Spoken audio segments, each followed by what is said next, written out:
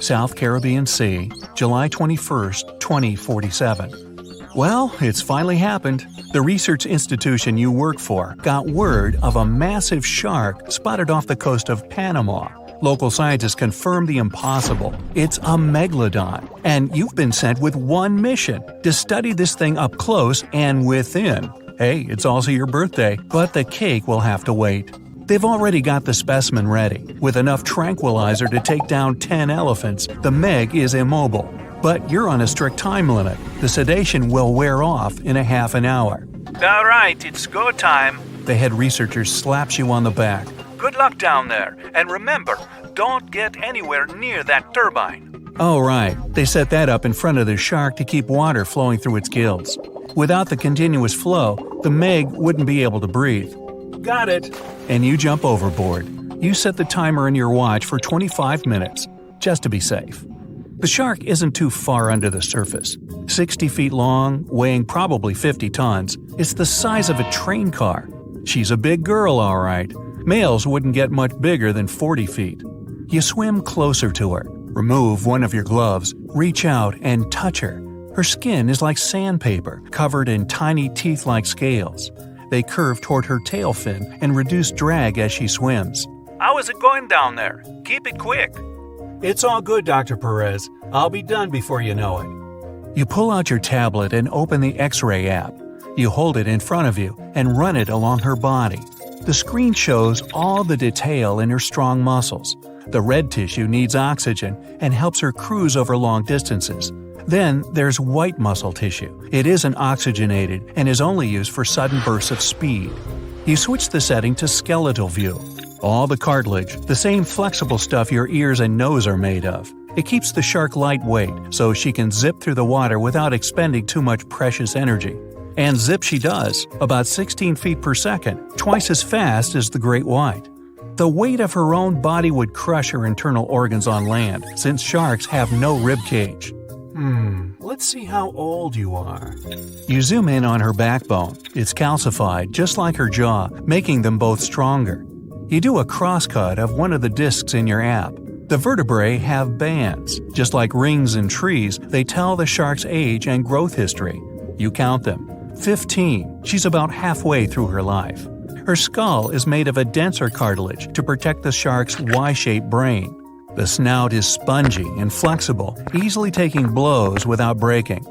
20 minutes left on the sedation. What's your status? The lead researcher radios in again. Muscular and skeletal analyses are done. Moving on to the sensory organs. Roger that. You swim up to one of her black, beady eyes. A chill goes down your spine. It's as if she's looking right at you, a helpless piece of meat, her next meal. Hey girl, if only you had eyelids to let me know you're definitely knocked out. Behind her eye, you see a tiny hole. Hey, found your ear. Sharks obviously don't have outer ears, but their hearing is still impeccable. This megafish could hear you thrashing in the water from 10 football fields away. It's the low frequencies of irregular splashes that catch her attention. They mean one thing: wounded prey. From there, you follow her lateral line, a line of pores extending down the sides of her body. It's a special system in sharks that detects the slightest movements in the water, how far away the source is, which direction is coming from. Basically, a shark's entire body is like one giant ear. Just gonna examine your nostrils, my dear. Strictly for sniffing out prey, they don't lead to the throat and respiratory system like in humans, meaning sharks can't sneeze. The smallest hint of an odor runs into the nasal passage. Past folds of skin covered in sensory cells, they send the info to the olfactory bulb, which leads to the brain. In great whites, the nose can pick up a single drop of blood in an Olympic-sized pool. You look at your watch. 10 minutes left. You examine her gills. Water flows through them, and the gills extract oxygen from it. This is also where the body gets rid of CO2, essentially carrying out the function of lungs. But the oxygen to carbon dioxide exchange happens at the cellular level, and the blood is what transports it. You switch to circulatory view. There it is, the S-shaped heart. It's small compared to her body size and has only 2 chambers. The heart sends blood to the gills, where it picks up oxygen and moves on to the body tissues. The muscles, constantly moving and propelling the shark through the water, warm up the blood. This can only happen because the veins and arteries moving to and away from the heart are located so close to each other. Blood that's warmer than her environment and not dependent on it, unlike other fish, allows the Meg to hunt in cooler waters as well, even if she prefers warm areas. That means nothing can hide from her. Everything about her body is designed to sniff out and gobble up any prey. We're getting some fluctuations in the vitals. Come on, wrap it up. Almost done. One thing left, the thing you've been avoiding, her mouth and digestive tract. You swim up to her jaws, careful to keep your distance from the current flowing into her face. Her jaws have been propped open for better examination, and they're enormous. 10 feet across, 9 feet high, you could stand in her mouth with a friend on your shoulders. They can open up to 100 degrees, enough to fit the biggest prey out there. Large fish, whales, even other sharks. She needs 2,500 pounds of food a day, more than the average person eats in a whole year. The jaws can come down with 30,000 pounds of force, like being crushed by a car. The great white can only boast a jaw force of 4,000 pounds. Humans, a piddly 160. Ooh, and those teeth, 250 of them in 5 rows. They're razor sharp and can cut right into whale bone. The teeth are slanted back towards the throat, so nothing can escape their grip. The biggest ones are the size of your hand. Fascinated, even hypnotized, you swim a little closer, just a couple more inches, when, whoosh, the turbine's current carries you straight into her mouth. The force of the water is pushing you against the back of her throat. Your X-ray scanner shows a mouth chock full of sensory cells. Lucky for our species, sharks don't really like the taste of human, but they only realize that after an initial taste test. That's why sharks bite people, not to eat them, just to sample what's on the menu. You pull out an apple-sized metal sphere and push it into her throat. The probe makes its way through the esophagus. A shark's food chute isn't a skinny tube like ours. It's wide and barely indistinguishable from the stomach. The stomach is U-shaped and full of extremely strong acids and enzymes. Those turn whatever the shark has swallowed whole, these animals don't chew their food, into a mushy liquid. From there, the soup moves into the intestines. They're relatively short for an animal this size, but evolution came up with a clever trick to increase the surface area. The inside of the intestine is shaped in a spiral. This is so she can absorb the nutrients from her meals. Meanwhile, on board, her vitals are coming to life. Perez tries to radio you, but a jumbled message barely gets through your earpiece. Hear me? Backing up. What? Hello? Do you read me? You look at the timer. 5 minutes. You should be able to swim out against the current, hopefully. As the probe makes its way through her digestive tract, from within her mouth, you grab one more X-ray of her body cavity. You see the liver. It's massive, takes up 90% of the space in there, and accounts for 25% of her weight. It's full of oils and helps with buoyancy in the water. But then, you see something moving within her. It's a pup.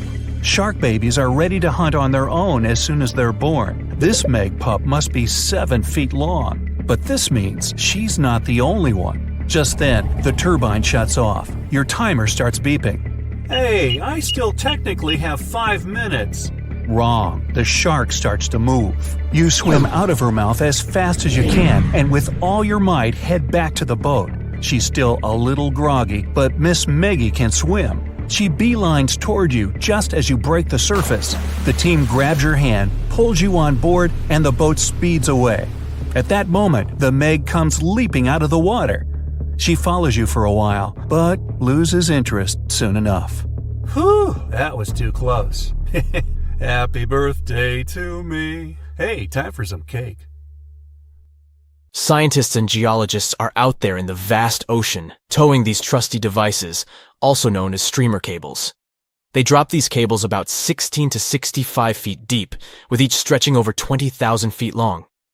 Now you can imagine that this whole setup creates quite a commotion underwater, attracting all sorts of curious creatures. And guess who shows up for the party? Sharks. Yep, these toothy pals are drawn to the magnetic fields of the streamer cables and sometimes mistake them for a chewy snack. Now, before you start thinking that sharks have a personal vendetta against these cables, let me tell you something. This is not a new problem. It's been going on since the 1980s.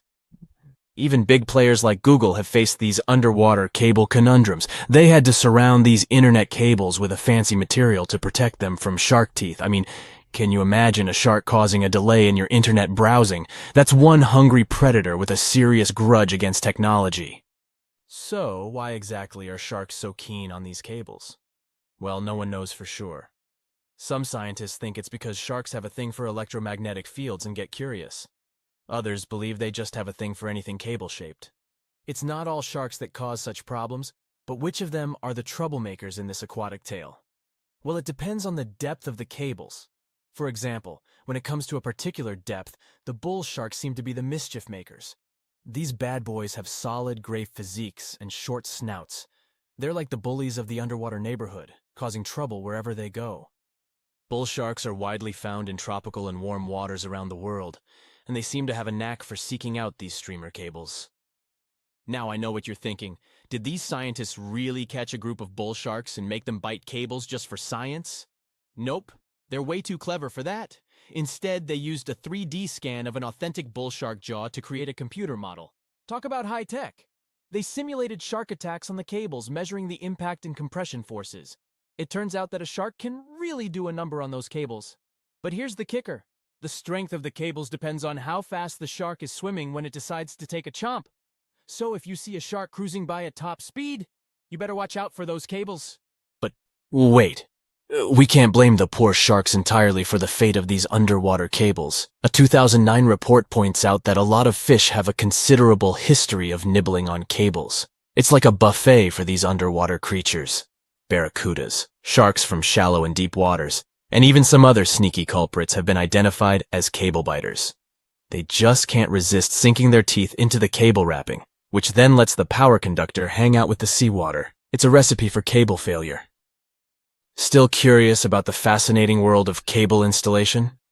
Did you know that more than over 90% of international data takes a watery journey? These cables, which are like underwater highways, stretch for hundreds of thousands of miles beneath the ocean's surface, reaching depths as deep as the size of Mount Everest. Now, you might be wondering how these cables are placed. Well, it's not as simple as dropping wires in the water like in the cartoons. In fact, it requires some careful planning and specialized boats called cable layers. These brave boats meticulously run the cables across the flat surfaces of the ocean floor, making sure to steer clear of all obstacles that Mother Nature throws their way. When it comes to cable sizes, the shallow water cables are about as thick as a soda can. On the other hand, deep water cables are way smaller, measuring up to the size of a marker. Why the difference, you ask? Well, it's all about vulnerability. Way down there, 8,000 feet below sea level, there isn't much action going on. Therefore, these deep-sea cables don't need as much shielding wire for protection. They're like the skinny swimmers of the cable world, gliding through the depths with ease. But let's not forget about the installation costs. Brace yourself, because placing a cable across the vast expanse of the ocean is no bargain. We're talking about millions of dollars. Now, the actual price may vary depending on factors like the total length of the cable and its destination. But trust me, it's definitely not pocket change. Installing shallow water cables is quite the spectacle. They're carefully stuffed beneath the ocean floor using high-pressure water jets. It's like giving these cables a cozy underground home, shielding them from the whims of the ocean currents. So, while cable installation may be slow, and, let's face it, a bit expensive, it's truly a remarkable feat of engineering.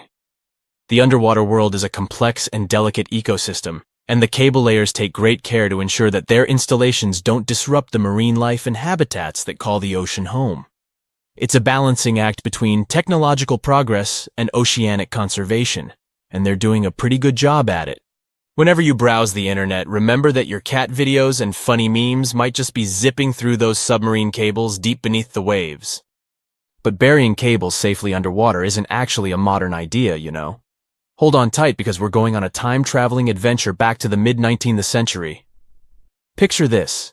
It's 1854, and something groundbreaking is about to happen. The installation of the very first transatlantic telegraph cable begins, linking the distant shores of Ireland and Newfoundland. Now, before you roll your eyes and say, "Old news, buddy," let's remember that this was a pretty big deal back then. Fast forward 4 years, and the moment of truth arrives. The first transmission is sent through the cable, carrying a message that goes something like this. Laws. White House received 5-minute signal. Coil signals too weak to relay. Try drive slow and regular. I have put intermediate pulley. Reply by coils. Okay. Maybe not the most exhilarating message ever sent. But hey, they were just getting started. Now, let's put ourselves in the shoes of those remarkable folks involved in this undersea endeavor. Imagine being the lead electrician of the Atlantic Telegraph Company, also known as White House, in the message. He must have been quite the electrician extraordinaire. To put things into perspective, while our cable pioneers were busy laying the groundwork for transatlantic communication, the world outside was bustling with activity. Charles Dickens, that literary genius, was still crafting his timeless novels. Meanwhile, a little settlement named Dallas was officially incorporated in the vast state of Texas. It's pretty incredible to think about how far we've come since then, with our high-speed internet and seamless global communication. Could you really take down the internet by simply going underwater with a pair of wire cutters? Well, technically, yes. You'll need to be all geared up, wearing your snazzy scuba suit and holding a pair of trusty wire cutters. You can also add a mischievous grin on your face just to create the right ambiance, don't you agree? Now, let's get serious. Cutting through those super important submarine communications cables is no easy task. They carry thousands of seriously dangerous volts. But here's the deal. Someone actually did it in Egypt back in 2013. A group of daring individuals wearing their sleek wetsuits and equipped with wire cutters decided to give it a go. Their target? The Southeast Asia Middle East West, Europe E4 cable. A whopping 500-mile lifeline that connects 3 continents. As soon as those mischievous cable cutters did their thing, chaos ensued. Internet speeds in Egypt took a nosedive, plummeting by a staggering 60%. Can you imagine the frustration of trying to load a cute puppy video and having to wait for ages? But hey, let's keep things lighthearted here. The internet, like a phoenix, rose from the ashes once the cable was repaired. Speeds were restored, and everyone could once again binge-watch their favorite shows and indulge in endless rounds of online gaming.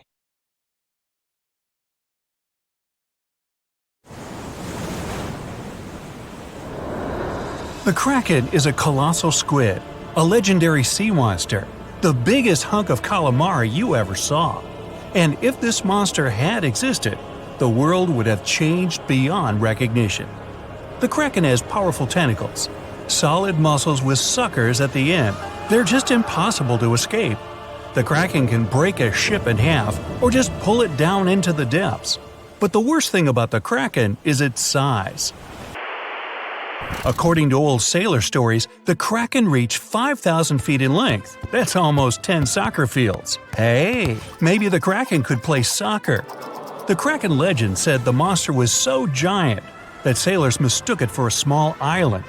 In past centuries, it would have been impossible to defeat such a beast. If the Kraken existed in reality, it might have had offspring. Yeah, in all the world's oceans, there would be giant monsters that could sink any ship. It's unlikely that the Kraken would have competitors in its habitat, so its population would grow strongly. Since the Kraken is enormous, it would need lots of food, so the population of other large sea animals would fall significantly. Blue whales, great white sharks, other giant squids, all the big sea creatures would be endangered. Many people are starving because of the reduction of large fish in the ocean. Urban economies that rely on fishing will be in decline. Prices for small fish around the world are getting more expensive because it's unsafe to fish. To defeat the Kraken, you need powerful weapons, but the monster is tough to catch. The Kraken belongs to the cephalopod genus. This species includes squid and octopus, some of the most intelligent creatures on the planet. The Kraken is a skilled hunter and will never fight in the open. So, what can you do? You can't track the Kraken because it approaches from the depths, not the surface. Though you may be able to tell that the monster is somewhere nearby if a lot of fish surface. When the Kraken swims, it scares all the fish in the vicinity. But it might already be too late. A huge tentacle emerges from the water, resembling a high tower. This tower falls on the deck of the ship, shattering it. The sailors scream and run. The Kraken lands a second blow, and the vessel is almost capsized. Next, the Kraken wraps its giant tentacles around the ship and pulls it to the bottom. Oh boy! What if the sailors managed to detach the ship from the tentacles of this monster? With the help of powerful weapons, the ship's crew strikes back. The Kraken retreats under the water. It's hurt, angry. It seems the battle is over, but here comes the worst. A whirlpool forms beside the ship. Thanks to its considerable weight, when the Kraken dives, it creates a whirlpool behind it. Like a drain in a giant bathtub, this whirlpool sucks the ship down. The battle with the Kraken is lost. Well, that was unfortunate. You might be able to defeat the monster if you can anticipate its attack in advance. But the Kraken can see you and your ship before you can see it. Colossal squids live in deep waters, and they have the largest eyes among all animals. The squid's eye is the size of a dinner plate. Thanks to this, they can see their prey from far away. Similarly, a Kraken would spot the ship much sooner than sonar could pick up the Kraken. It would always have the drop on you. Well, that's not good. Around the world, cargo transportation by ship is declining. Airlines provide the only safe connection between the continents. This will increase air pollution. The most successful enemy of the Kraken is submarines. They travel at great depths and are equipped with powerful echolocators to help detect the Kraken in advance. Subs are well armed too, and the round metal body is not so easy to destroy. A single Kraken may be defeated by a submarine, but what if there are several sea monsters? 3 Kraken can wrap their tentacles around the submarine and drag it deeper into the water where the pressure will destroy their enemy. In other words, they'll have a crush on you.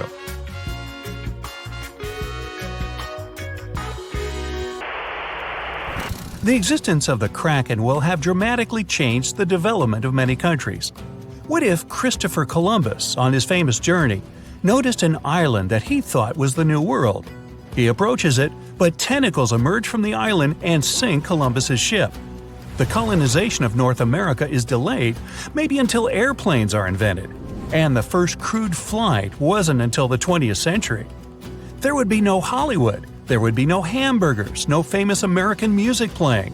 There wouldn't be YouTube, which means you wouldn't be watching this video right now. Worst of all, the internet wouldn't exist either. And all this because of one stupid monster squid. The Vikings wouldn't sail on their long ships to raid and settle foreign territories. The history of Norway, Sweden, Finland, and other Nordic countries would have changed drastically. Hey, maybe the Titanic wouldn't have hit an iceberg, but a giant sea monster instead. Though it's unlikely that people would take trips on huge ocean liners in a world where the Kraken exists. Maybe though, the Kraken isn't all that aggressive. Still, they need a lot of food, and because of the growing population of these monsters, there will be much less food in the ocean. Therefore, the Kraken will increasingly come to the surface for hunting. In the future, the Kraken will migrate closer to the shore. In many countries, people then are not allowed to swim in the ocean. Imagine floating on the waves and a monster the size of a skyscraper is swimming right below you. Relaxing at sea and on the beach will no longer be popular. Many countries that live off tourism become impoverished. When the Krakens grow hungrier, they try to capture prey from land. A huge squid could attack small port cities. Houses, docks, streets, everything can be crushed. A tremendous amount of plastic is thrown into the ocean near the coasts of large countries. Billions of tons of plastic will bother the Kraken. An angry, hungry monster can attack bridges like the Golden Gate Bridge. Imagine that a huge squid surrounds the bridge and blocks all traffic. Some of these squids could break the strong cables with their power, and the entire structure would collapse into the water. Ooh! It's good that the Kraken doesn't really exist to swim in our seas and oceans, at least as far as we know. But could the monster have actually existed? Legends stretch back years, but scientific evidence appeared in the middle of the 19th century. In 1857, a 3-inch diameter squid beak was discovered on the coast of Denmark. Other huge squid remains were found in the Bahamas, and then scientists were convinced that gigantic squids existed. While colossal squid has been officially discovered since then, it's been more than 100 years, and we still don't know what max size they can grow to. The fact is, colossal squids are one of the most elusive creatures on Earth. They live in the depths of the ocean where it's challenging for scientists to reach. Any dive to a greater depth requires powerful, bulky equipment. Underwater bath escapes and cameras make a lot of noise and light, which squids notice from afar. They flee before we can see them. The legend of the Kraken probably appeared because of a real colossal squid.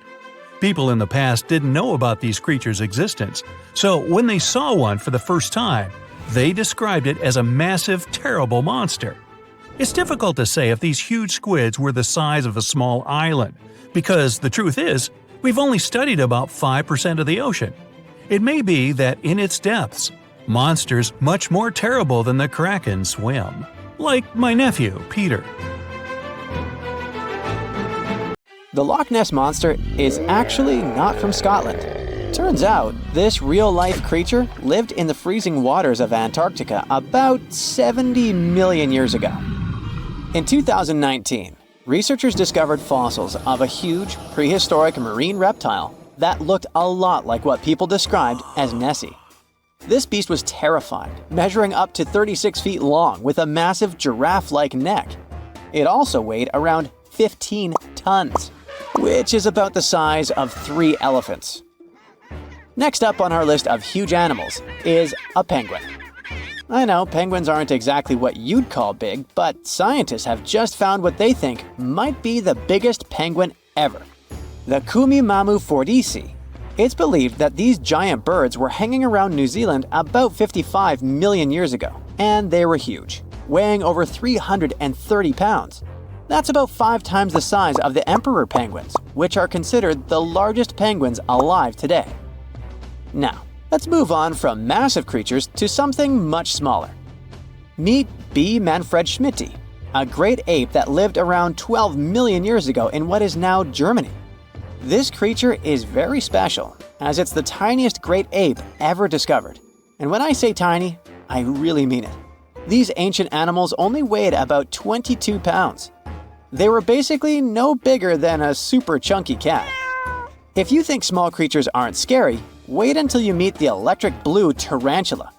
This newly discovered species from Thailand's mangroves has an almost otherworldly electric blue color. Its vibrant hue doesn't come from pigment, it is actually caused by the unique structure of its hair, which reflects blue light, making it look like an extraterrestrial being. We're going even further now, diving into the freezing pitch-black depths. At around 2,000 feet deep in the Andaman Sea, scientists found a new species of ghost shark, which they named Chimera supape. Their appearance is straight out of a horror movie. They have sleek, pale bodies, frills that look like feathers, and large, creepy eyes. These ghost sharks aren't actually sharks, but they are related, having diverged from their cousins about 400 million years ago. The good news is they're not too scary since they're only a bit bigger than a shoebox. Just when you think we can't find stranger creatures, we come across this ancient amphibian from Brazil. Scientifically known as K. rosei. This newly discovered giant crocodile-like creature lived during the Triassic period, over 240 million years ago. At nearly 10 feet long, it had a powerful jaw, resembling the modern-day alligator. This beast was definitely a survivor since it adapted to the most severe conditions ever seen on the planet. Last year, scientists were tracking the dense Amazon rainforest at night when they found some quirky orange spiders that looked like they were wearing black boots. The team soon discovered it was a new type of giant crab spider. And no, they don't look like crabs at all. They only got their name because, while perched on plants, these spiders spread their legs out to the sides, just like crabs. Do you know that some new species are named after celebrities? Hollywood icon Harrison Ford now has his very own snake, for example. Discovered in Peru, T. Harrison Fordy honors the actor famous for his role as Indiana Jones, an archaeologist with a notorious fear of snakes. Unlike the film's menacing serpents, this new snake species is quite modest in size, measuring about 16 inches long. We also have the Rampholion princei, a small new species of pygmy chameleon from Tanzania that was named after US rapper and poet Prince Iya. He received this honor because of his work raising awareness about global environmental issues. Another celebrity namesake is DiCaprio's snail-eating snake, which hangs out in the shrubs of Panama's forests. This S. irmelindi caprioi is about 15 inches long and spends its nights on palm fronds looking for snails and slugs. Its round eyes look like glowing coals that can be a bit scary, but overall, the creature is super chill. Even when it feels threatened, it doesn't bite. It just coils up around its head and gives off a really bad smell. Now something a bit more sinister. Meet Venomius tomhardii. Does that name ring a bell? Exactly. This new species of spider was named after Tom Hardy's portrayal of the infamous Marvel character Venom. And all because the black spots on the spider's abdomen reminded researchers of the famous anti-hero. Most spiders of this species were found in Australia at night, sitting in their elaborate webs in forested areas near the coast. When disturbed, these creepy crawlers often hide in silk-lined hollows in tree branches. We've also got something for the Lord of the Rings fans. In the vast and warm waters of the Amazon River, scientists have just discovered a new species of pacu. This fish is a relative of the terrifying piranha, with a plant-based diet and human-like teeth. It was named Myloplus sauron because of a bold vertical black mark on its side, which reminded researchers of the fiery eye symbol of the villain Sauron from Tolkien's epic saga. Wait, is that a tanned capybara or a wild dog? Well, actually, it's neither. This is a newly discovered dwarf deer. This tiny creature, about the size of a basset hound, scurries through the forests of Peru. The combo of large eyes, stocky body, and short legs makes this animal simply adorable. This cute little deer is the complete opposite of what we've got coming up next. This bizarre-looking creature is what we believe the beast of 5 teeth might have looked like. Its fossils, found in Chilean Patagonia, showed that it lived during the age of dinosaurs, about 72 million years ago. This finding is just another piece of evidence that mammals had been roaming around that part of South America much earlier than we thought. Moving from the forests of South America to the deserts of Australia, we come across a sand dragon lizard, known scientifically as Tenephorus tyacalpa. With its sandy color and long, lean body, this lizard looks like it could star in a Dune movie. Discovered last year, this sand dragon lizard blends in perfectly with the hot sands of the Great Victoria Desert in southern Australia. For over 10 years, a large-eyed creature managed to hide from scientists who ventured into the mountains of southwestern China.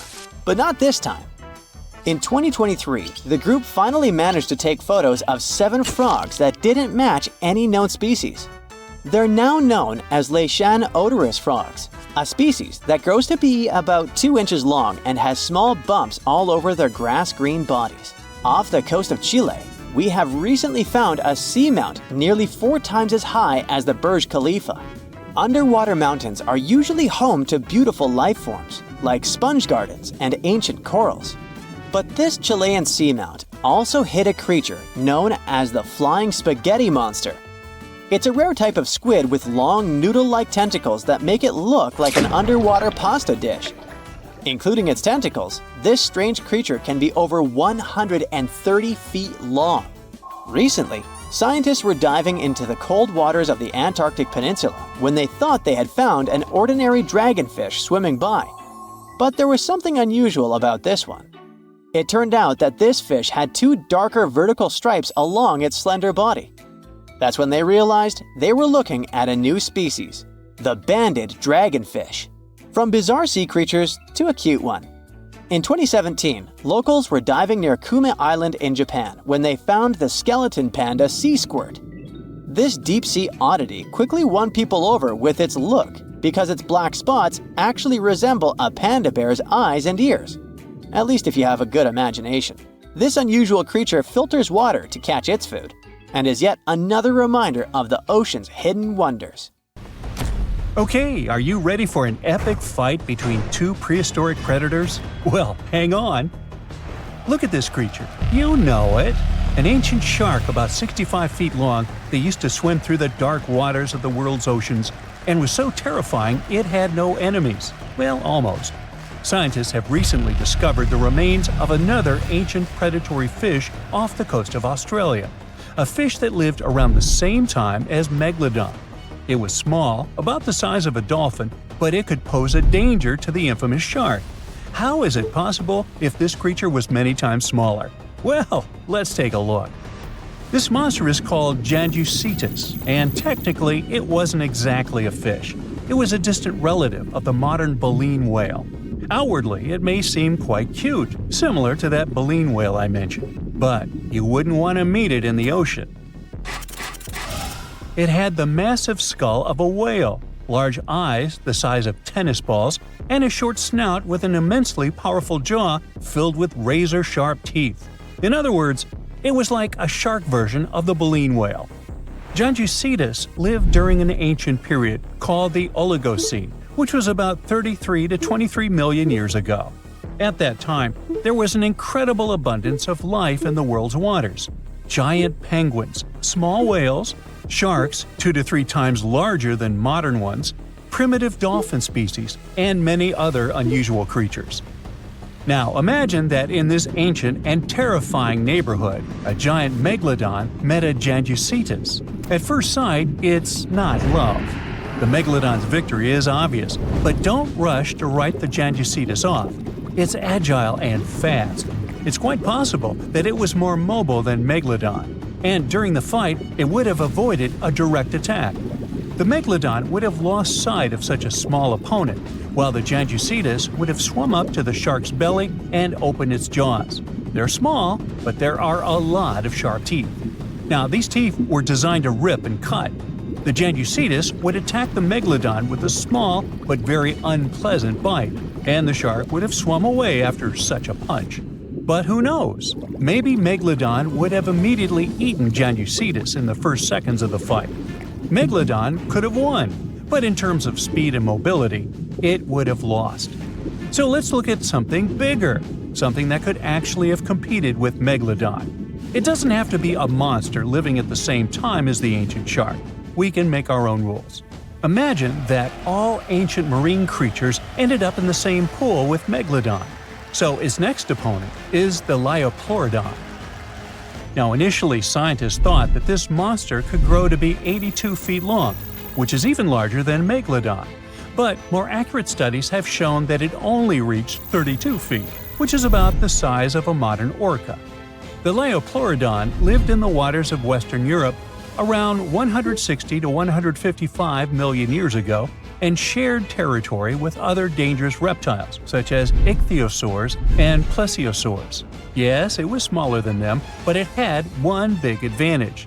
The Liopleurodon possessed one of the largest jaws in the animal kingdom, which accounted for about 20% of the total length of its entire body. That's a mouth. Its jaws were about 6.5 feet long. A huge, toothy mouth the size of an adult basketball player filled with smooth and dagger-sharp teeth, ideal for cutting steaks and peeling ammonite shells. And by the way, scientists suspect that ammonites and squid were the creature's main diet.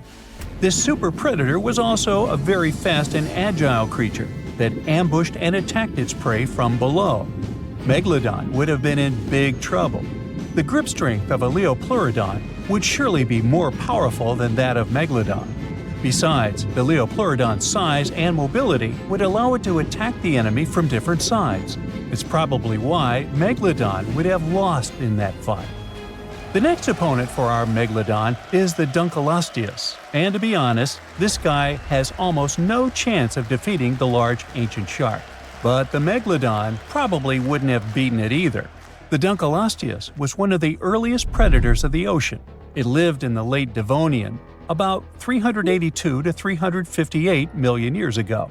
Its size was about 13 to 32 feet or even less, and it also had no teeth. What? A predator without teeth? How did it survive in a dangerous prehistoric world? Well, it grabbed and chewed food with the help of special jaw growths. Those growths were so powerful that they could pierce steel, if there was any around. In a sense, these were not teeth, but bones. Okay, let's say the Megalodon grabbed this predator by the belly and it couldn't do anything with its growths. But the problem is that the Megalodon would have hardly done anything either, because the Dunkleosteus was a heavily armored fish. Just look at the shell. It probably limited its mobility, but it provided incredible protection. This monster felt like a big stone in the teeth of the Megalodon. It's unlikely that the Megalodon would have wanted to chew this stone. It would have spit it out, and both predators would have gone about their business. We've got a draw here. And now, the final match. Here's the next opponent. You see anything? Is this enemy invisible? What's happening? Ah, there it is. Meet the Telemonstrum. It's a tiny ancient monster, just 11 inches long. Huh? What can it do to a giant shark? Next to the Megalodon, the Telemonstrum is like a box of matches compared to a human. But if the Megalodon had had a developed brain, like people do, it would have been very scared of this creature and would have immediately swum away. Many people scream and run away in fear when they see a creepy insect crawling or flying, or when a mouse runs across the floor. Some of us jump on the couch in horror. Not all of us, but some. The Megalodon would have jumped out of the water like a dolphin if the Telemonstrum had charged at it. Just check it out. It looks like an underwater bike with a long trunk with a jaw at the end. And these handlebars, where you would put your hands to control your bike, are the eyes. It's like the eyes of a hammerhead fish, only thinner and longer. The body of a squid, cuttlefish fins, snail eyes, and a toothed proboscis. This is a horror movie character. Scientists say it probably hunted jellyfish, small fish, and shrimp. And it didn't chew the food, it licked it like ice cream. Obviously, it's not an opponent for the Megalodon, but it's still a creepy monster. Well, what would have happened had it really started a fight with the Megalodon? It would have been difficult for the ancient shark to find it. It would have been unlikely to catch this tiny monster in the mouth, and the Telemonstrum wouldn't have been able to do anything to the Megalodon either. However, I can think of one strategy. The creepy creature had a long trunk. What if it had just swum under the Megalodon's fin and started licking it? If the shark had felt the tickles, then it would probably have worked. But most likely, they wouldn't have fought each other. It seems like they would have made perfect friends. The Telemonstrum lived about 300 million years ago in shallow seas and estuaries that covered the territory of the U.S. When scientists discovered this creature in 1955, they were shocked because no one had any idea what it was. Experts compared it to worms, tunicates, conodonts, mollusks, and vertebrates. And do you know who it really was? Well, scientists still have no idea. They can't determine its place on the tree of evolution. Perhaps this is some new branch, and its descendants simply haven't survived to this day. The Megalodon was one of the most dangerous predators on Earth. But now we know that other equally scary monsters lived in the oceans. But what if the Megalodon lived today? Who could have defeated him? A blue whale who would be even bigger than this ancient shark. But the blue whale seems to be a kind animal. It wouldn't fight. How about the Kraken? The Kraken versus the Megalodon? Well, let's save this fight for another video. You're strapped in a boat cruising down the Amazon River with the sun scorching hot. As you check out your map, your boat starts rocking back and forth. The water is starting to get more intense, so you hang on for dear life. You tuck your map in your pocket and try to take control of your boat. You strike some jagged rocks and duck low to avoid tree branches. Your boat strikes a large rock out of nowhere and capsizes. You're swimming in the murky green water. While you're trying your best to get ashore, your boat gets washed away. Underneath the water lies a whole new world of bizarre and dangerous animals. Candiru fish are snake-like creatures that can grow up to 16 inches long. Arapimus can weigh more than an adult male and are taller than most basketball players.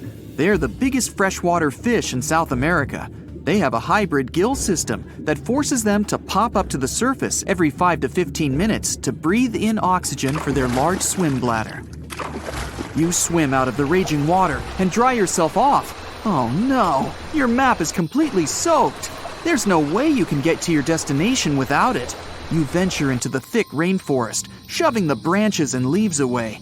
As you get deeper, you notice something on a tree. It's barely moving, but it's got sharp claws and a raggedy coat.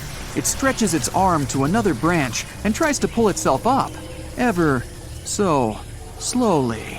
Sloths sleep more than half their days and only head down from trees once a week. They're so motionless, they sometimes grow algae and moss on their fur. The rainforest gets denser with each step until there's barely any sunlight illuminating the path in front of you. You notice a figure following you. With every branch you step on, you can hear a faint sound right next to you creeping around. You start walking a bit faster, and the sound catches up with you. You make it out of the dense part and tread along a narrow path until you reach a cliff. You can't walk normally here, so you pin against the wall and walk sideways to cross the hills. You slowly move across with the river 30 feet below you. You move your right foot, and some rocks fall into the river. You keep going and misstep. You're about to fall, but you hold on to a large tree branch and pull yourself up. You notice a couple of colorful poison frogs inches away from your fingers. Touching any of these frogs can be extremely dangerous and harmful, despite their amazing color patterns. The golden poison frog is one of the most poisonous animals in the world. One of them hops right next to you, so you let go of the branch and fall back in the river.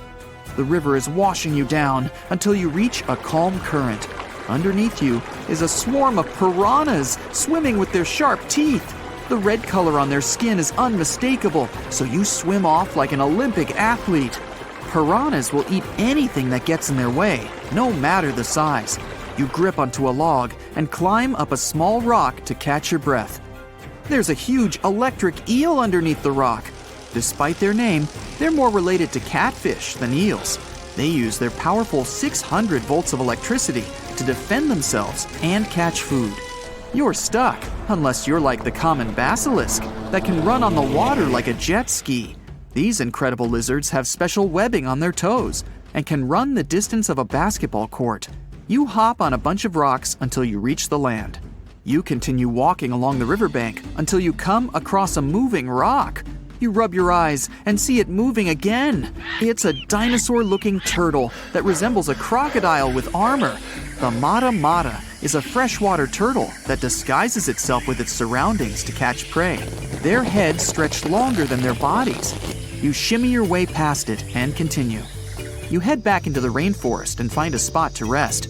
Wait, there are giant ants everywhere. They're the biggest ants in the world and can produce one of the most painful stings out there, even comparable to a wasp's sting. You immediately get up and find another place to rest. As you continue walking along, you notice the same feeling of something following you. You can hear some leaves rustling, but it's getting dark and there's no way of telling. You find a nice little spot to build a campfire and catch some Z's. But in the Amazon, everything is a threat. Except for those cute capybaras wandering around. They live in groups next to water sources. They're also the biggest rodents in the world. You don't need to worry about them if you're stuck in the middle of the Amazon rainforest. Suddenly, you feel something slithering up next to you. You look down and see a massive green anaconda just about to constrict you. They are the heaviest snakes in the world and can grow up to 20 feet long and have a huge appetite. You get up and sprint your way out of there. All right, you found a decent cave to crash in. It's daytime again, and you're still alive. You continue walking along the rainforest. You were able to find some breakfast to boost your energy for the rest of the day. You spot something on a tree that looks like a branch, but it's actually a potu, a master of disguise that can spend days motionless on broken tree branches. These bizarre birds use those branches as their permanent home, where they lay their eggs and chill all day. You continue your way through the rainforest and see a Brazilian wandering spider crawling on a tree branch right in front of you. 8 of these species can be found in the Amazon area. They are some of the most aggressive and venomous spiders out there. So, you make a big detour and walk away from it. You feel someone walking next to you again, but you still can't figure out what it is. You see a steep cliff with a waterfall hitting a large lake ahead of you. Looks peaceful, until you see a team of black caimans gathering around the shore. They're the biggest predators in the whole Amazon ecosystem and feed on anything that moves. It's a good thing you're on high ground, otherwise, whoa! You slip and fall down the river, right on the deep end. So far, no caiman spotted you. You swim underwater and try to get to the opposite end of where the reptiles are. As you climb out and dry yourself off, you notice some large black spots on you. You try pulling them off, but they've latched on pretty hard. The Amazon giant leech finds its target by tracking movement and shadow. Once they attach themselves to the skin, it's extremely difficult to extract them. The best way to do so is to slide your finger next to its mouth and pull it off slowly. Ugh. You manage to get them off your body and see that the caimans are swimming towards you. You're pinned to the wall with the lake of hungry reptiles approaching. Suddenly, a pink dolphin jumps out of the water and splashes all over them. They can grow larger than humans and are the celebrities of the Amazon. Scientists think they get their color from the blood capillaries on their skin. The Amazon even has bull sharks swimming around. These carnivorous giant fish are threatening to humans and can swim in both saltwater and freshwater. These sharks prey on anything within their reach, including other sharks. The dolphin distracted the caimans, so you climb up the cliff and try to find the best way to escape. Opened jaws waiting for you to fall into the pit are right below you. You're lucky enough to escape to the top, but as your arms pull you up, the first thing that you see is a jaguar looking straight at you. It's the creature that's been following you this whole time. You get up while it starts circling you, timing its strike. You know that you can't take on a jaguar, nor can you outrun it, so you grab a large tree branch from the ground to defend yourself. It jumps at you, but you duck down in time. The jaguar lands in the water far away from the caiman crocs. It's a good thing these large kitties are excellent swimmers. You pick yourself up and continue. And to your surprise, you find your boat again. You fix it up and sail your way out of the Amazon. Whew! That's right, come on aboard. Please enter the submarine slowly and make yourself comfortable. Today, we're going deep into the dark parts of the ocean for the ultimate showdown, Shonisaurus and Megalodon. Time to see how Shoni and Meg stack up against each other. First round, age. Look at Shoni, the largest marine reptile, coming out of nowhere. This marine reptile looks a bit tired since it traveled all night and got here all the way from the late Triassic period, about 215 million years ago. Back then, it was all dinosaurs, plus some crocodiles. Oh look, Meg got here on time too. She looks a bit more fresh and relaxed, probably because she's way younger than her contender. She started her dominance over the ocean 20 million years ago. Will she be able to stay on the throne after this duel? Meg went extinct about 2.5 million years ago, or at least we think she did. Only about 5% of the ocean has been explored, so spreading stories about an underwater giant shark is pretty easy. Who knows what's really hiding down there? Even though they're both extinct, dinosaurs like Shoni are way older. Meg's a baby compared to her. Sorry, Meg, 1 point goes to your older challenger. I bet Shoni's got some awesome stories to tell. Next round, length. Ah, good old Meg. She's the largest shark that ever lived on our planet, around 60 feet long. There aren't any full fossils of her to get a really accurate measurement. Scientists that study modern sharks can guess her length by her epic tooth size. Shoni was a little bit shorter, around 50 feet. She kind of looks like a bigger, bonier version of a dolphin. Dolphins can grow up to 13 feet long. Even the biggest dolphin, the orca, looks tiny. It's only 30 feet long. 1 point goes to Meg for being huge. And we're tied up at 1 apiece. Round 3, teeth. Meg was one of the greatest threats in the ocean with teeth similar to those of a modern white shark. Scary, symmetrical, triangular, insanely sharp, and up to 7 inches long. Meg had around 276 teeth in 5 rows. That sounds super scary, but some modern sharks have over 300 teeth. But they're not all ready for action. Some are fully grown, some are still growing up. Sharks' teeth are not that strong, so they fall out a lot, which is not that big a deal like it is for humans. They produce new teeth all the time, so they can replace the ones that get worn down. Get this, Meg probably worked her way through about 40,000 teeth over her lifetime. Shoni, unfortunately, won't be able to defend herself with teeth in this duel, because she doesn't have any.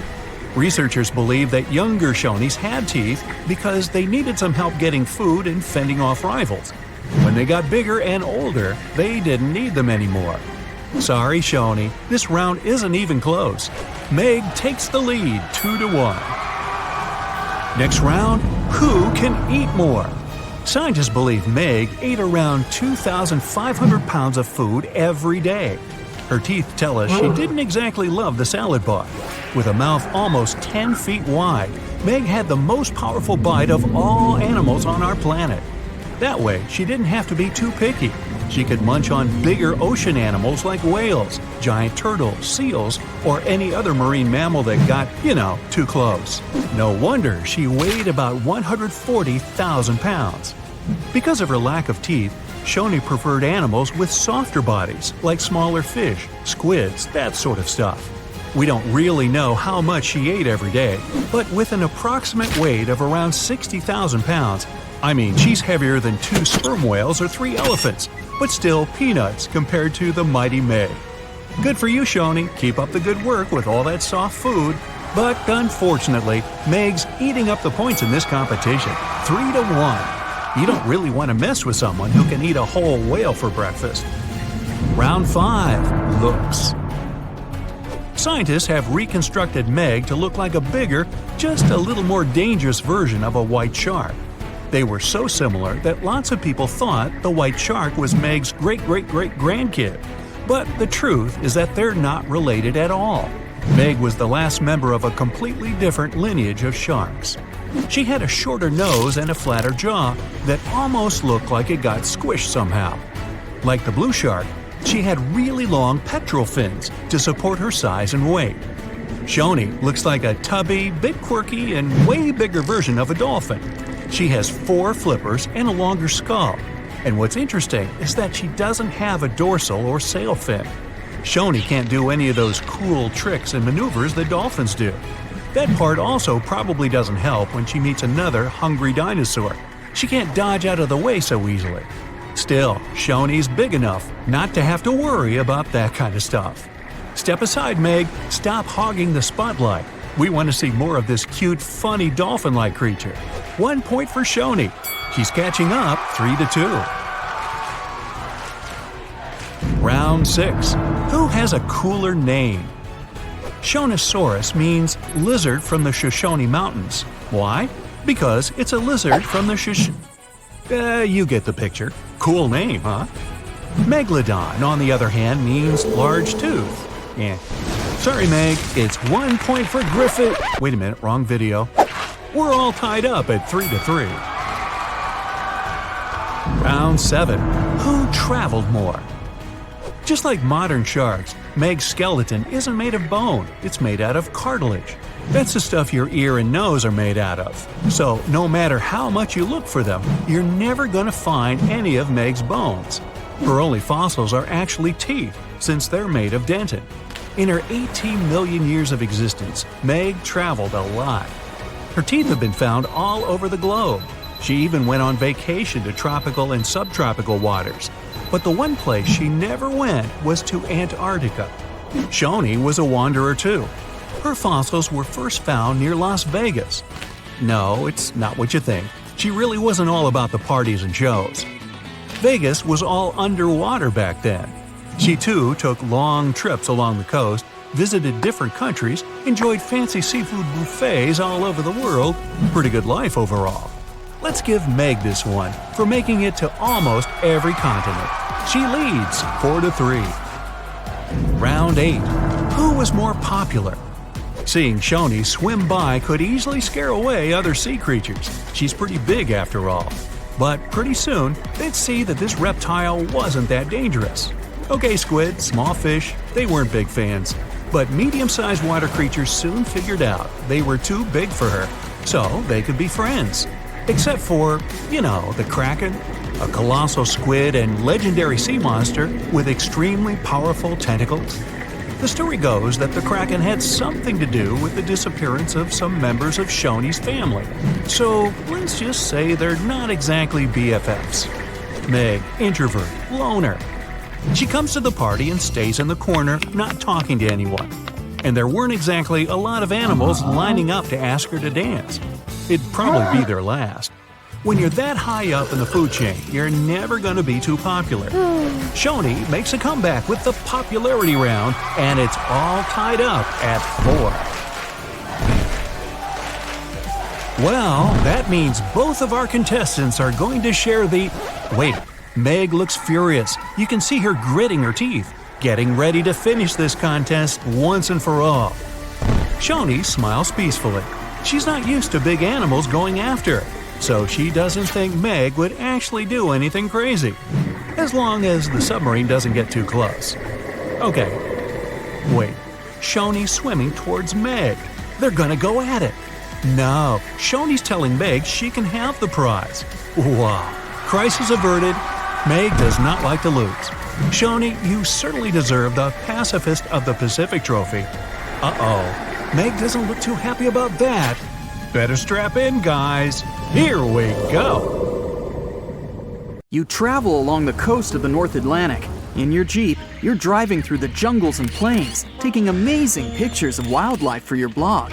And then, you accidentally come upon a place that isn't marked on any map. It's a bay with an azure coast. No human has ever set foot here.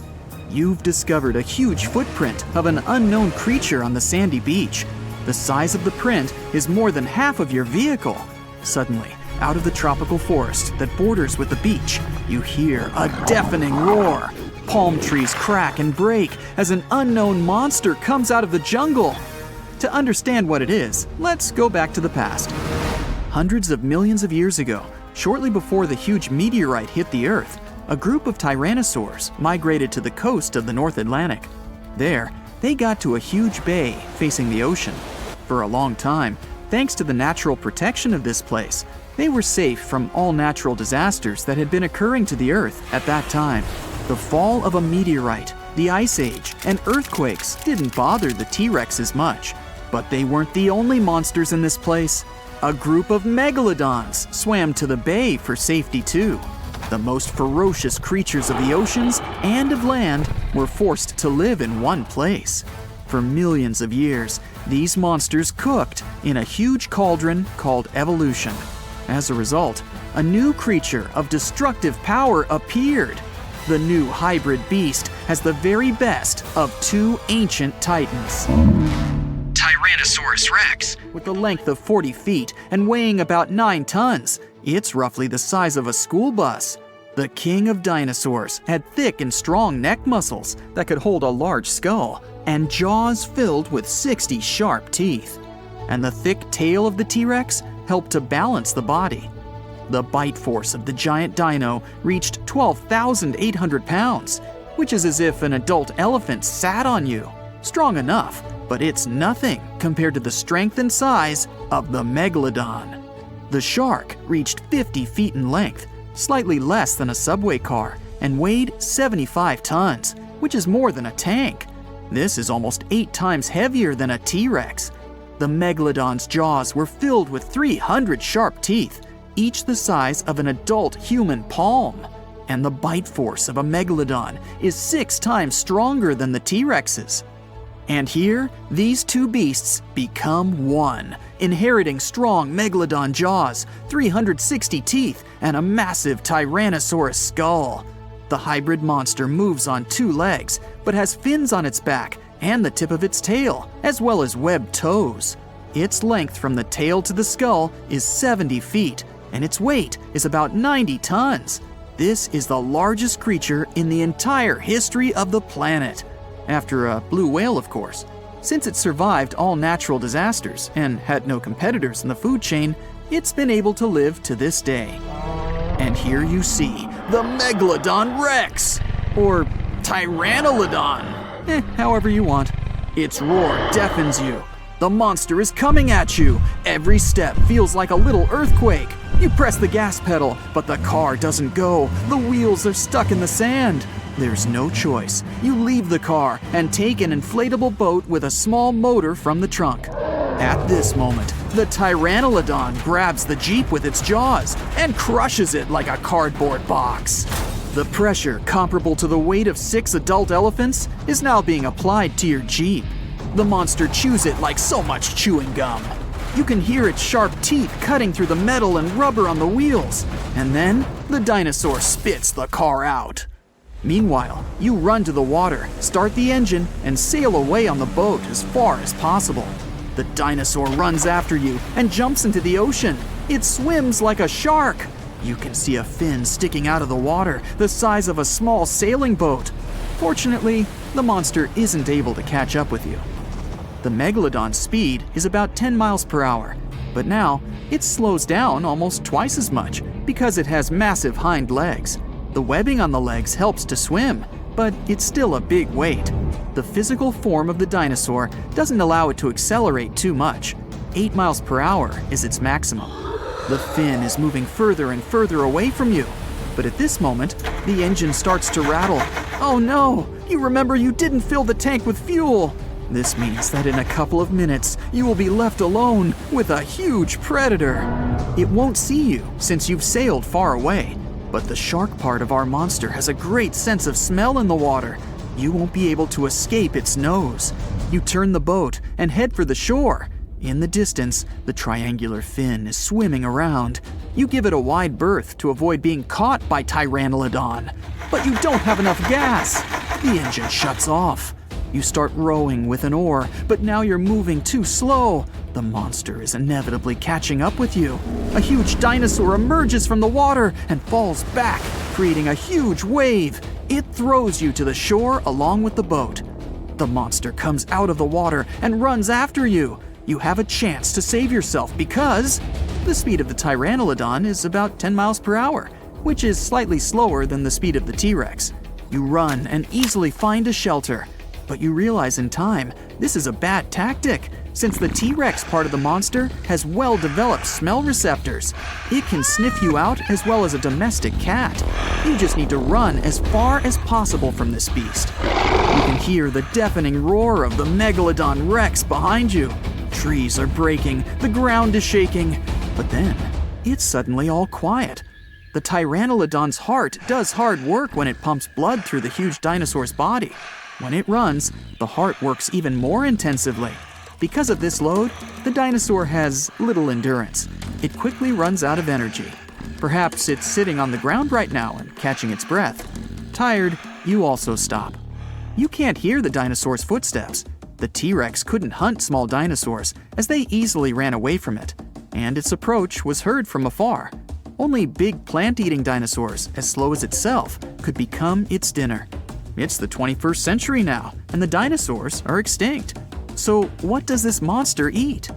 At this moment, you can hear the trees crunching a few feet away from you. Through the bushes and leaves, you can see a large triangular plate. You run to the side and realize that this is a real stegosaurus. It seems the Jurassic period is still preserved on this piece of land. The herbivorous dinosaur, the size of a bus, calmly eats grass and makes noise. On the other side, you hear the heavy footsteps of the hungry Pteranodon. The Stegosaurus senses the upcoming enemy. It gets into a fighting position. Pteranodon is approaching. You run back to a safe place and watch the fight. Pteranodon runs out of the jungle. It growls, opens its massive jaw, and attacks the herbivore. The Stegosaurus quickly hits the enemy with its barbed tail. The Pteranodon falls to the side. Trees shatter into splinters, and the ground shakes under the huge monster. It gets up and furiously runs at the opponent. You decide to run away to buy yourself some time. You come to the shore, jump on the boat, and row as far as possible from the bay. The roars of 2 giant dinosaurs come from the jungle. You decide to sail along the bay and get to the beach with civilization. While you're sailing, you notice that it's suddenly become quiet. Too quiet. Waves appear on the surface, but there's no wind. The water bubbles, and you hear a terrible hum from the ocean depths. Through the blue surface, you can see several tentacles. They're huge, and they're on your every side. This must be a huge squid, or even a kraken. But then, you see the head of this monster is a shark's one. Now you definitely can't escape, because the Megalodon swims out of the water. But this is a completely different story. Now imagine a creature with a body that is reminiscent of a cuttlefish, with eyes sticking out from stalks like a funky headband, fins on its tail, and a long skinny nose ending in a mouth full of teeth. Or maybe this thing could be a claw. Yep, the Tully monster is on the move. It's definitely one of those freaky creatures you wouldn't like to face while scuba diving somewhere. Luckily, it went extinct 300 million years ago. This unusual marine beast was discovered in the 1950s in Illinois, and scientists couldn't even agree what it really was. Some thought it was a vertebrate, which means a group of creatures with a spine, like us humans. But a team of researchers in Japan studied many fossils of the Tully monster, using advanced laser scanning technology to check them in detail in 3 dimensions. There's still a lot they don't know about the Tully monster, but they managed to realize it didn't have any spine at all. Now the next step was to see what type of invertebrate it was. Could it be vertebrate-like, such as a land sled? Or are we talking about something closer to snails and worms? They also discovered the creature had segmentation in the head area that extended from its body, and that's not something bony creatures have. Still, in recent years, some researchers had the idea the Tully beastie could be related to jawless fish, such as lampreys.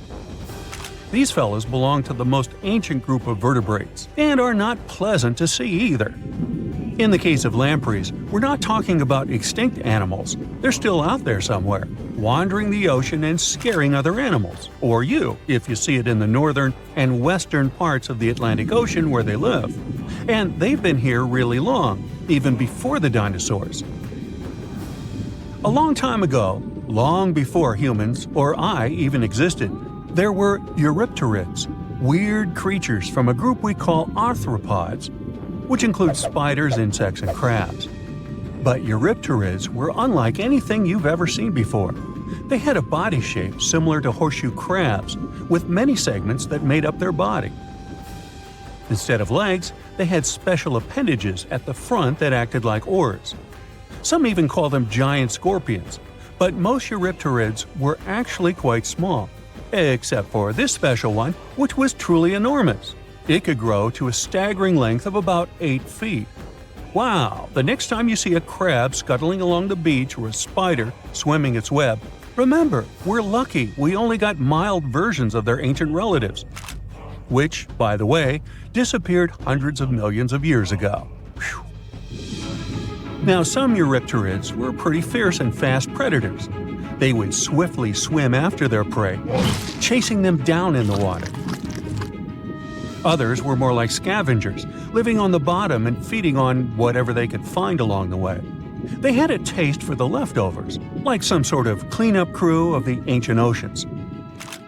Eurypterids love to spend their time in brackish water environments.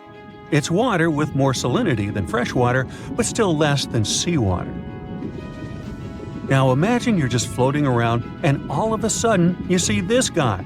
No, it's not some weird tiny spaceship, and you won't see it floating in space, even though that's where it would perfectly fit in, as some weird creature from another planet you'd see in sci-fi movies. You'd actually see it floating in the sea because we're talking about a really small animal with enormous eyes called Dilophosaurus. Each of its eye bulbs was about a quarter of its whole body length. That's what gives it that space look, like it might live on one of the oceans under the surface where we look for life, like Europa, one of Jupiter's moons, or Titan, Saturn's biggest moon. I could easily imagine creatures like Dilophosaurus giving us a warm welcome once we get to Mars, too. Dilophosaurus had great vision. It would keep a keen eye out for any movement in its surroundings. Once it noticed something, it would swiftly launch its spiky appendages forward. At first, these things looked like tools for fixing stuff, but Dilophosaurus actually used them to capture smaller arthropods. The unusual thing is that even though it had such great eyesight, Dilophosaurus still spent most of its time catching prey in brighter waters near the surface.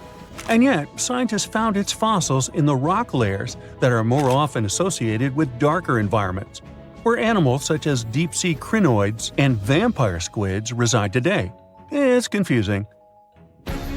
But one of the explanations for this says it's possible these deep-sea creatures actually lived in shallower waters in the past and later ended up in the depths as the geography of our planet changed over time. No one knew what Dilophosaurus really was. It could belong to a group of arthropods, and it seems to me that's where most of the world's weirdest creatures are. Some believe it could be related to mantis shrimp, while others compare it to blind, worm-like crustaceans that live in dark underwater caves. And check out this enormous worm lurking beneath the sandy ocean floor, patiently waiting for its next meal to swim by. These ancient creatures were like stealthy predators, perfectly camouflaged in their sandy lairs. And now, 20 million years later, scientists have found the remains of their hidden hideaways. The burrow they discovered, shaped like the letter L, was found preserved in ancient sediment on the seafloor of Taiwan. It was around 7 feet long and only an inch wide. That's where the ancestors of modern bobbit worms live. Bobbit worms have been around for a long time. They can grow to be a few inches to a whopping 10 feet long. A pretty weird creature dominated the skies at the end of the dinosaur age in North America. We know it as Quetzalcoatlus, and it soared above famous dinosaurs like Tyrannosaurus and Triceratops, showing them who the ultimate ruler of the skies was. Quetzalcoatlus belonged to a group of flying reptiles called pterosaurs. They were some of the biggest flying animals ever known to exist. When you think of Quetzalcoatlus, imagine an animal as tall as a giraffe. These incredible creatures had long necks, small bodies, long legs, and wings that were relatively short compared to their size. The biggest of its kind was really massive and held the title of being the largest flying creature of all time. They had long, pointed skulls, while some also had short crests at the back of their heads. And for a long time, researchers were confused about how these giant pterosaurs hunted for food. At first, some even believed that Quetzalcoatlus and its relatives were like giant vultures that scavenged the remains they would find around. They drew such a conclusion because Quetzalcoatlus fossils were found inland, away from the coast where other big pterosaurs were found, such as the crested Pteranodon. Plus, many thought these fellas were skilled at skimming, which means lurking over freshwater systems and catching fish. But it appears these massive animals were actually predators with excellent hunting skills. The exact technique they used to catch their prey remains a mystery, though. Now here's another cool discovery, a specific fossil as the oldest evidence of muscle tissue ever found. This fossil belongs to a group of animals that includes modern creatures such as jellyfish, corals, and sea anemones. And it looks so cool and unique, right? It has bundles of fibers arranged in a four-fold symmetrical pattern, similar to what we see in Nedardians today. This arrangement is different from any other fossil from that period. Now, this fossil may look weird, but it helps us understand the evolution of muscle tissue in animals. They, well, all of us actually, got new options for discovering different feeding strategies and generally new things to do thanks to muscles. And it's not like scientists usually get to study fossilized muscles. It's more that they learn about that based on how animals feed, reproduce, move, and do other things. So this cool fossil suggests animals may have had an earlier origin than we used to believe.